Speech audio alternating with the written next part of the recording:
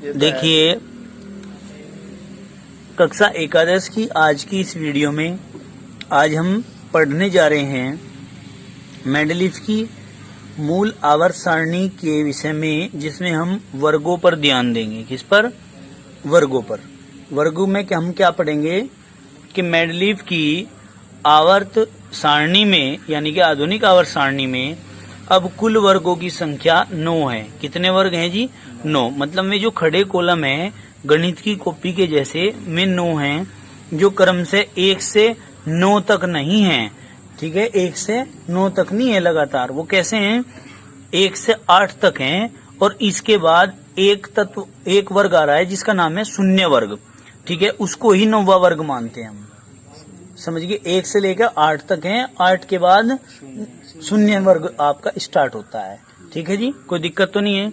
अब देखिए शून्य वर्ग सहित, क्या शून्य वर्ग सहित आवर्त सारणी में कुल 9 वर्ग हैं। आवर्त सारणी में शून्य वर्ग सबसे दाईं तरफ है। कहाँ है जी? दाईं तरफ, मतलब राइट साइड है सबसे। और इसमें उत्कृष्ट गैसों को रखा गया है। ठीक है, वर्गों के बारे में पता चला ना कि भाई राइट साइड में क्या है, किसको रखा गया है। हमने कहा शून्य वर्ग सहित आवर्त सारणी में कुल 9 वर्ग हैं।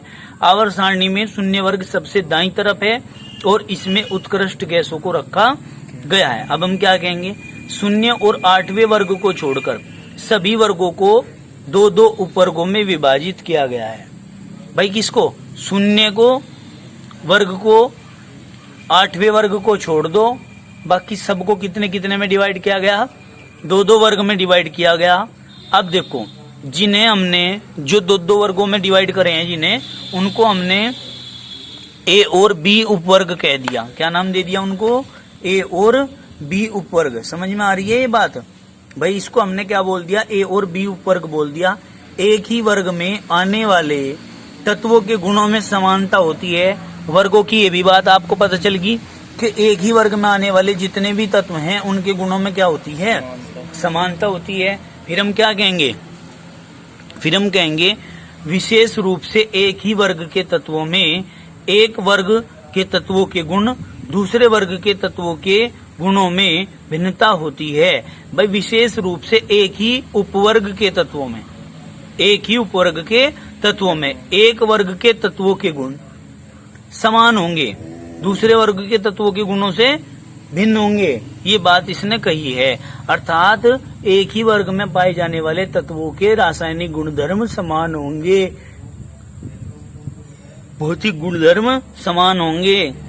एक ही वर्ग में पाए जाने वाले तत्वों को परिवार कहा जाता है। क्या कहा जाता है जी? परिवार। अब देखो, रफ कॉपी है, रफ कॉपी दे दो। इन्होंने क्या बात कही है उसको ध्यान से समझेंगे हम। हमने कहा कि ये उपवर्ग हैं यहाँ। भाई एक ये हो गया, एक ये हो गया, एक ये, 1 2 3 4 5 6 7 है ये। और ये 8वां है और ये शून्य वर्ग है। अब देखिए आप लोग, भाई जो ये पहला है ये, इसको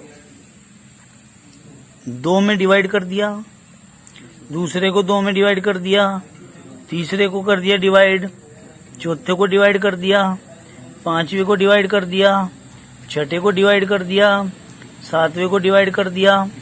तो इसको तो फर्स्ट सेकंड, फर्स्ट सेकंड, ठीक है ना? कैसे? फर्स्ट सेकंड, फर्स्ट सेकंड, ये फर्स्ट ये सेकंड, ये फर्स्ट ये सेकंड, ये फर्स्ट ये सेकंड। इनको हम सम या विषम समूह भी कह देते हैं। कहीं में डिवाइड किया? सम और विषम में।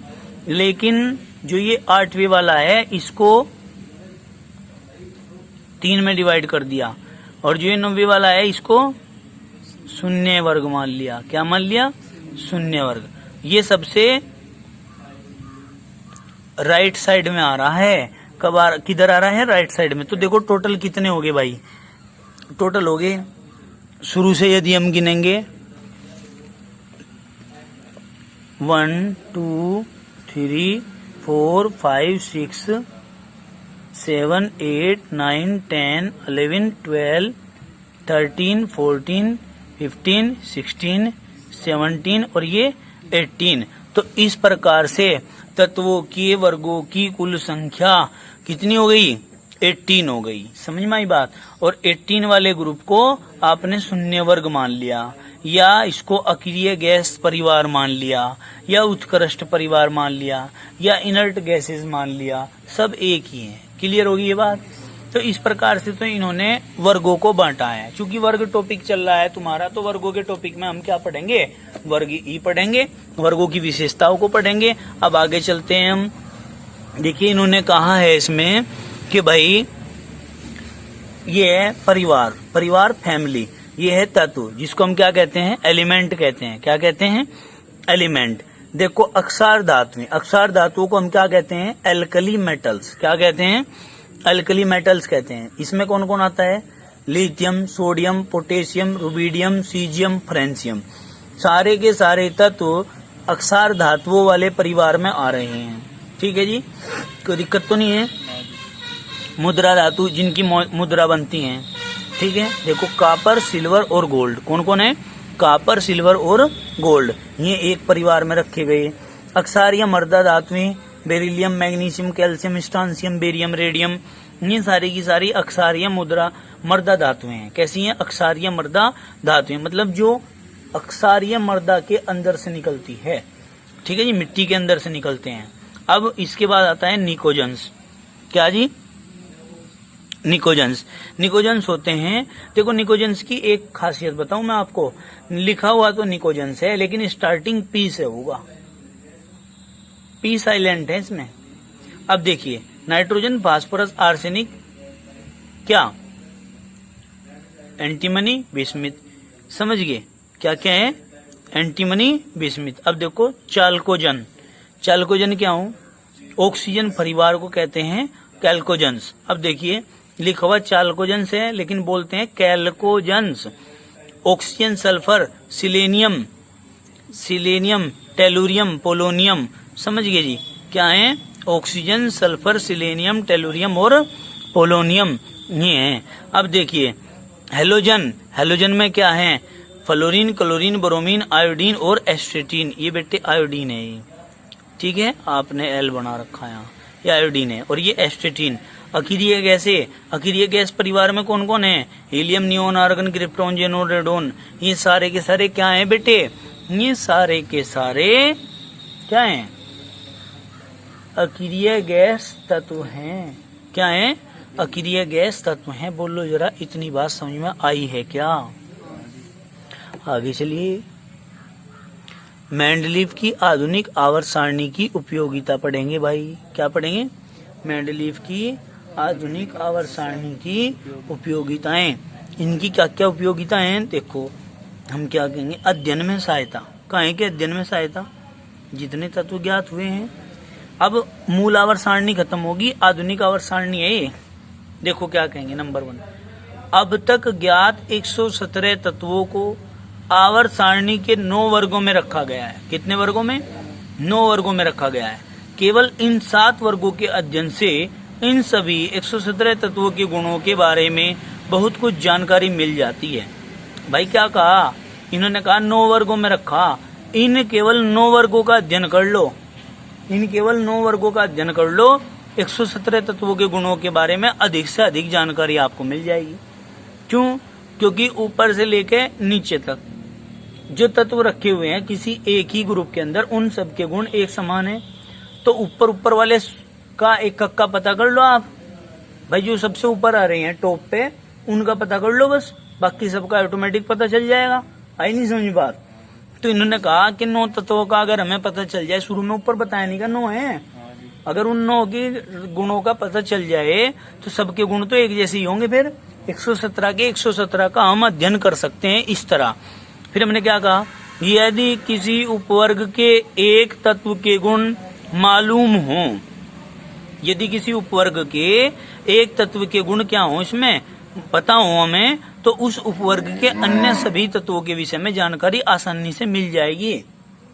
समझ गए। जैसे किसी परिवार की यदि हम बात करें और उस परिवार के अंदर 10 सदस्य हैं और उन 10 सदस्यों में हम पता करते हैं उनके मुखिया का। भाई किसी के घर में रिश्ता भी करने जाएं, क्या पूछेंगे, भाई इनके घर का मुखिया कैसा था, कि जो घर को लेकर चल रहा था सही तरह। किसी ने कह दिया बहुत बढ़िया था जी, वो तो बहुत अच्छा था जी, तो लोग ठाके क्या कर देते थे, चलो भाई शादी कर दो इस घर में, है अच्छा परिवार है। और जो भाई मुखिया के बारे में ही पता लग जाओ, भाई ये तो गाली देवे मुखिया इनका, तो सबको क्या कहते थे, भाई जैसा इनका मुखिया है ऐसी इनकी आगे लगे हुए साथ में आदमी है, तो बदतमीज परिवार है, हम नहीं यहाँ अपना रिश्ता जोड़ते। तो कहने का मतलब क्या है, कहने का मतलब ये है कि अगर किसी परिवार के किसी भी सदस्य के बारे में पता करना है तो उससे पहले उसके मुखिया के बारे में पता करना पड़ेगा। और जैसे ही मुखिया के बारे में पता हुआ, बात खत्म, सबका पता चल जाएगा। ठीक उसी प्रकार हमारी इस आवर्त सारणी में जो तत्व अपने समूह के अंदर या ग्रुप के अंदर या वर्ग के अंदर वो सबसे ऊपर रखा हुआ है यदि कोई तत्व, ठीक है ना, तो उससे नीचे आने वाले सभी तत्वों के गुणों में लगभग क्या होगी, समानता होगी, ठीक है नहीं। तभी में अत्यधिक प्रयास कर सकेंगे, अत्यधिक मेहनत कर सकेंगे, अत्यधिक लगन कर सकेंगे। क्यों? क्योंकि सबके गुण एक जैसे हैं। आगे समझ में, कोई भी आदमी की बात करें, कौन कब कैसे लगन प्रयास निष्ठा भावना से कार्य करता है, बताइए कौन करता है। में करेंगे जिनके संगठन में शक्ति होगी। और संगठन में शक्ति किनके होगी, संगठन में शक्ति उनके होगी जिनमें एकजुटता होगी। समझ में आई बात, कोई दिक्कत तो नहीं है। तो इसलिए हमने कहा कि एक परिवार में जितने भी आने वाले तत्व हैं सभी के गुणों में समानता होगी। ठीक है जी, अब आगे चलिए। बहुत बड़े एक्सप्लेन कर दिया मैंने, मैं बहुत नींद में कर दिया, नींद आ रही। अब देखो, नए तत्वों की खोज और उनके गुण। इंजन स्टार्ट होने में टाइम लगे, एक बार सेल्फ लग जाए वो फिर नहीं दिक्कत है, फिर तो अब देखो भाई बेटे, नए तत्वों की खोज और उनके गुण। देखो, सारणी बनाते समय कुछ स्थान रिक्त छोड़ दिए गए थे। उस समय जब सारणी बनी उस समय क्या किया था, कुछ स्थान खाली छोड़ दिए थे क्योंकि उनकी खोज उस समय तक नहीं हुई थी। अब इन सभी तत्वों की खोज हो चुकी है जिनके लिए मेंडलीफ ने सारणी में स्थान छोड़े थे। समझ में आई बात, उनकी क्या होगी, अब जा खोज होगी, खोज होगी तो भाई ठाक उन्होंने हमारे से स्थित कर दिया। अब आगे चलिए, परमाणु द्रव्यमान और संशोधन। परमाणु द्रव्यमानों का संशोधन। भाई पहले क्या था, पहले परमाणु द्रव्यमानों में गलती थी, सीक्वेंस सही नहीं थी। कम परमाणु भार वाला तत्व ज्यादा परमाणु भार वाले तत्व के बाद में आ रहा था। जबकि नियम क्या था, नियम यह था कि परमाणु द्रव्यमानों के बढ़ते क्रम में सारणी को रखा गया है। लेकिन अब जो आवर्त सारणी आई है उसमें नियम क्या है, उसमें नियम यह है कि तत्वों के भौतिक तथा रासायनिक गुण उनके आवर्ती फलनों के क्या होते हैं, तत्वों के भौतिक तथा रासायनिक गुणधर्म उनके आवर्ती फलन होते हैं, ये बात बताई गई थी। तो अब जबकि जब परमाणु क्रमांक पर आधारित हो गई श्रेणी तो वो तो कमी अपने आप ही दूर हो गई।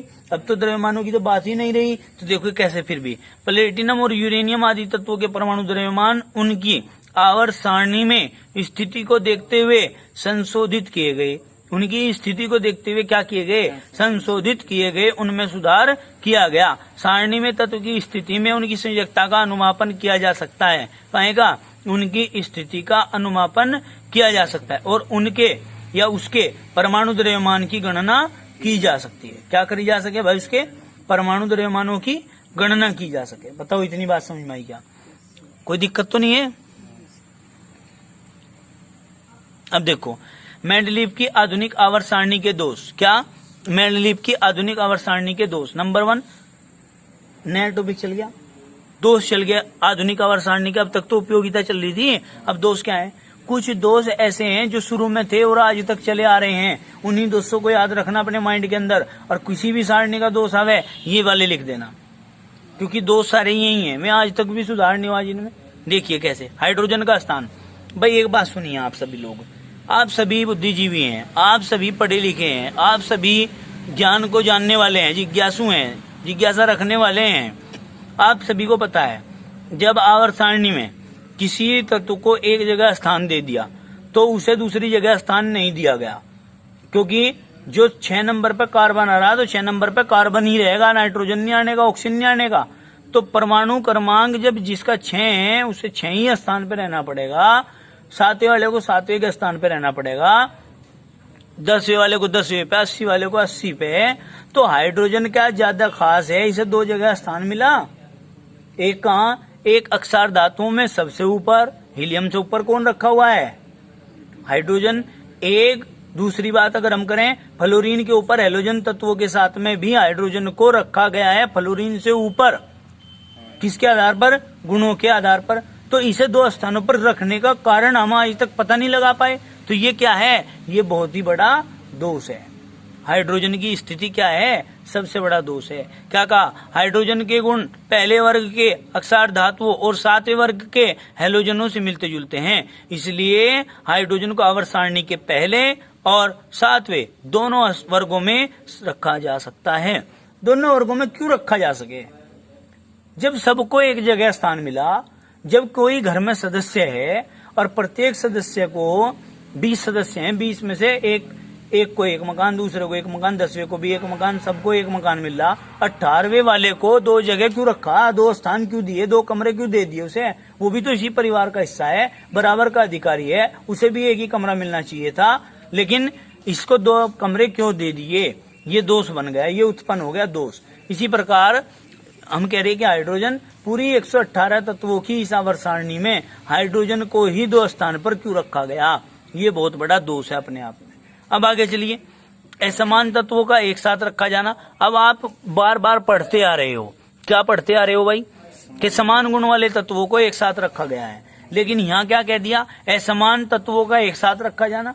भाई जब तत्व असमान है तो उन्हें साथ साथ क्यों रखा भाई, ये भी तो उनका दोष है। तो हम क्या कहेंगे, अत्यधिक क्रियाशील अक्षार धातुओं, lithium, sodium, potassium, rubidium, caesium और फ्रेंसियम को कम क्रियाशील धातुओं का पर सिल्वर, गोल्ड के साथ प्रथम वर्ग में रखा गया। क्यों रखा गया,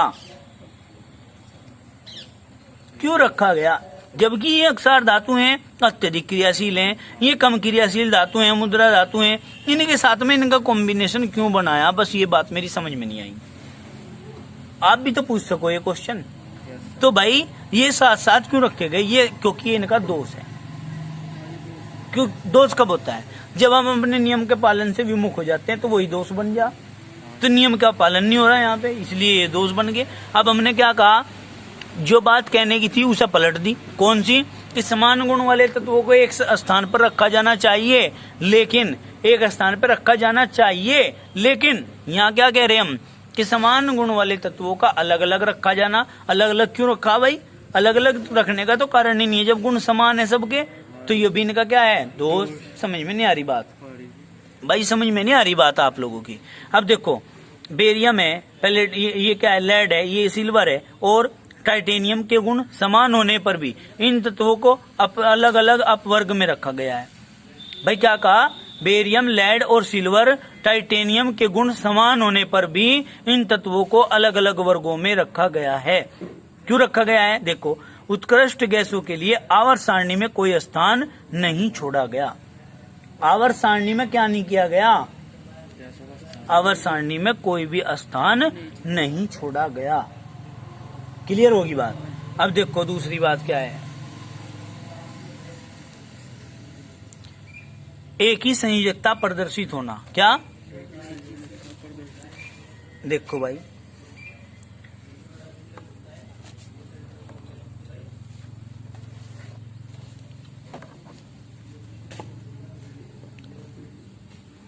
कहाँ है ये रहा, एक ही संयोजकता प्रदर्शित होना। क्या कहेंगे, आवर्त सारणी से तत्वों की एक ही संयोजकता प्रदर्शित होती है। तत्वों की ऑक्सीजन के सापेक्ष संयोजकता उनकी वर्ग संख्या के बराबर होती है।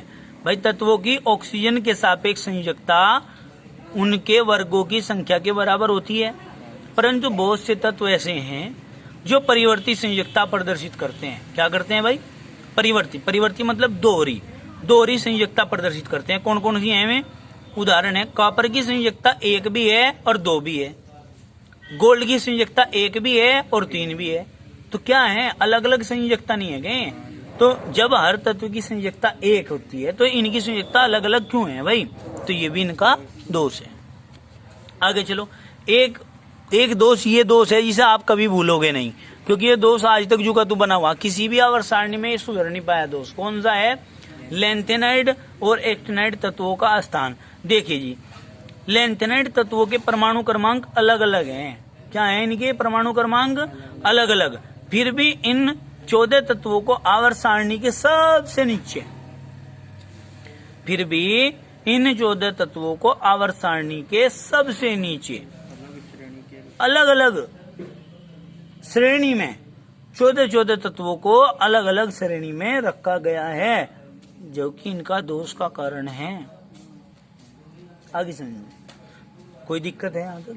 तो आज के लिए इतना ही काफी, बाकी करेंगे कल। धन्यवाद।